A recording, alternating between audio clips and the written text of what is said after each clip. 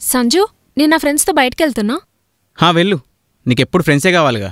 అరే పాపం వీడొకడున్నాడు, వీడితో టైం స్పెండ్ చేద్దామని లేదు, ఎప్పుడు ఫ్రెండ్సే. అసలేం నువ్వు మొన్నటి నుండి చూస్తున్నా తెగ ఎక్స్ట్రాలు చేస్తున్నావు కదా.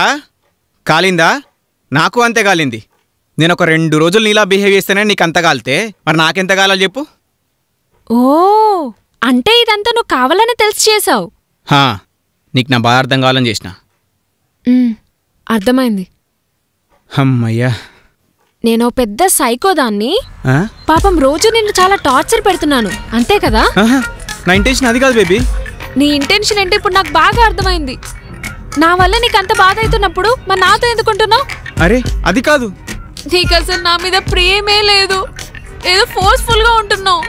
లేదు బేబీ, నువ్వు అంటే నాకు నిజంగా ఇష్టం. నాకు అబద్ధాలు చెప్తున్నావు ఇప్పుడు కూడా. ఛీ, నీకు ఉండాలని లేనప్పుడు ఎవడుండమన్నాడు? నన్ను ఎందుకు ఇంత టార్చర్ చేస్తున్నావు? అంతే, నన్ను మోసం చేస్తున్నావు నువ్వు.